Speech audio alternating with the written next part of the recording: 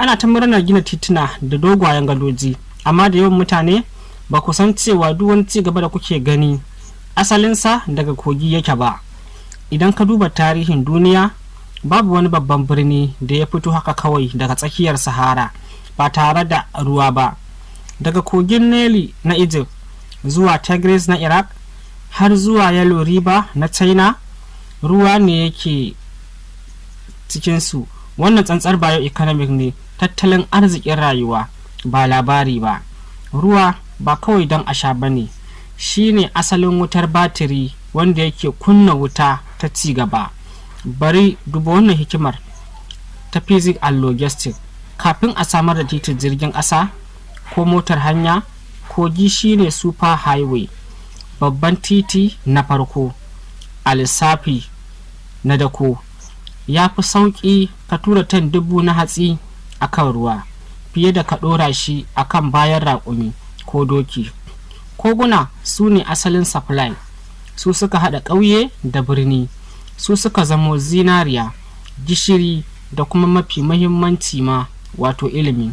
Inda ruwa ya gudana, a nan ne rayuwar take taruwa. Misali, ku kalli yadda kogin Kano Wudil yake, ba dan shi ba da babu yadda za a yi noma ko masana'antu suka fitin asali.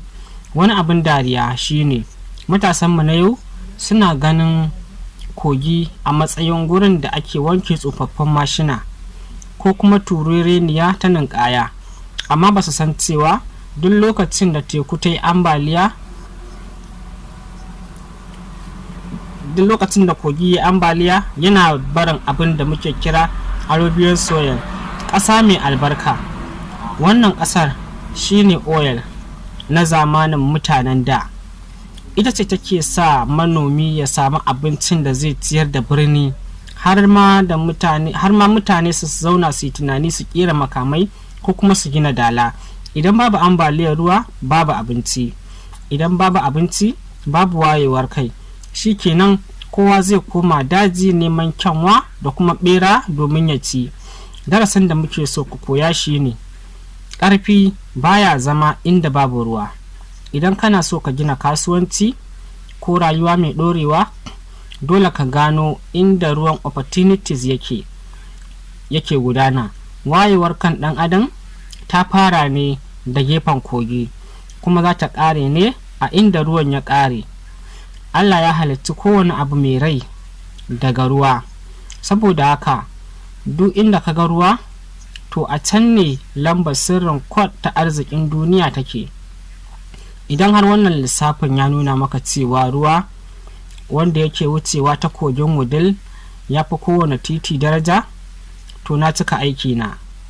Turawa abokanka 3 waɗanda suke ganin ruwa a matsayin abin wanki kawai, ba su san shine asalin sabit ɗin da ake ajiye ɗaukacin tarihin ɗan adam a kai ba.